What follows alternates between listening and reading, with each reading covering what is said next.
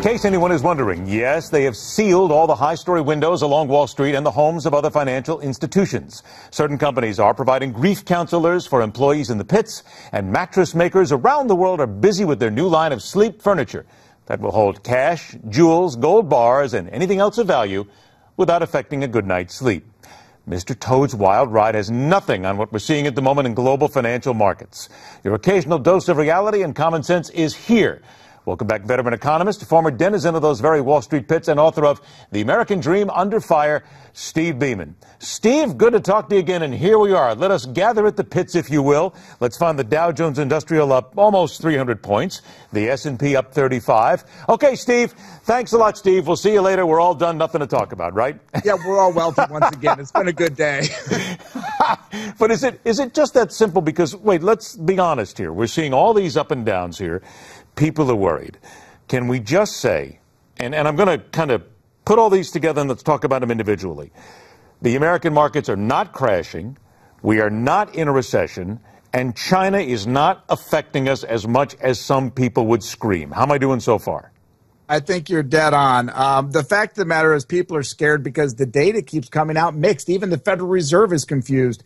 We have production numbers that came in for August, which were poor, after coming off what looked like a good July. So the market is skittish because it's bipolar these days. It doesn't know if it wants to go up or down. But it is fair to say, though, let's look at the small investor now, Steve, because we're talking about people who are bouncing around millions and trillions of dollars over and over again. What about the damage to the small investor, the guy and the gal out there just trying to make a couple of bucks, play the stock market, and maybe keep a nest egg going? Here's what I would tell anybody that's in this game. First of all, know why you're in it. Know what your investment strategy is, what your investment policies are, and where your risk exposure is, and hedge out those specific risks to your investment process. Everybody should know why they're in it. And I talk to people every day, and when I ask them why they bought a given investment, they're like, I don't know. Well, that's not a way to play the game. You should know why you bought it. And this kind of tumultuous behavior in the general broad markets shouldn't really affect you if you have a sound strategy. But why is it so tumultuous? Because every time we talk, somebody always brings in China. But there's got to be more to it than that, Steve, or maybe less to it than that. Oh, there's a lot to this. You've got a situation, for example, we were talking with Peter Schiff a while back, and he has kind of a bearish perspective on things because of debt and other things. But if you look at what's happening in Washington, they're talking seriously about cutting corporate taxes to bring some of that corporate capital back from overseas. And Ed, I'm telling you, that's a hugely bullish thing. We've got valuations today, price earnings ratios, for example, that are not expensive. I was just looking the other day, consumer industrials, for example, trading at just 15 times earnings. If you get the kind of stimulus we would get from a corporate tax cut, you could see this market run up significantly, and that's what's got money coming into it.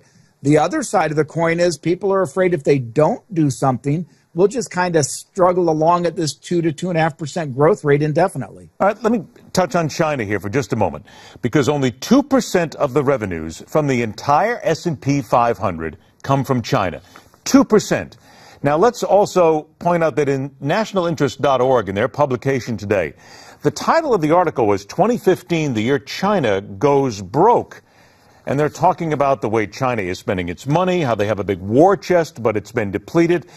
Can you put that in perspective? I mean, first of all, China's not going broke, right, Steve?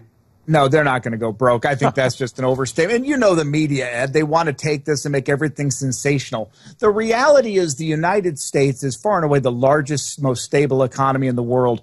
And it is still true that when we get a cold, the rest of the world gets pneumonia. It is not true on the other side that when China gets a cold, we get pneumonia.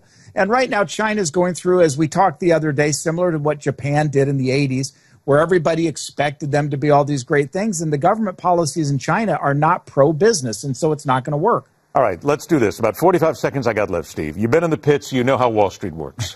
We're always talking about the panic that goes on here. What is a signal to you that you would see happen during the day or in a couple of days that would make you think, wait a minute, we got to stop and look at what's happening here because now we're in trouble?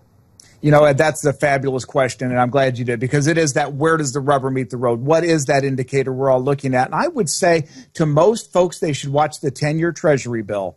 And the reason for that, if people start to panic about longer interest rates, the 10-year is going to move the most. And that's going to be an indicator that people are running to that as opposed to the markets. Let us watch the indicators for you. Stay here. Let Steve and I and everybody else, let us calm you. Fear not, my friends. Mr. Beaman, always a pleasure, my friend. Thanks so much for joining us. We'll talk to you again Thank real you, Ed, soon. for what you're doing for those folks. All right, buddy. We're at least trying to give them some common sense. That's all we try to do. Thanks so much. Now, for those seeking another opinion on how to maybe spend those investment dollars, check out The Great American Dividend Machine, Bill Spatrino's personal account of how he took a modest nest egg, turned it into a fortune. This is not a personal endorsement of the book, but an opportunity for our viewers seeking investment alternatives.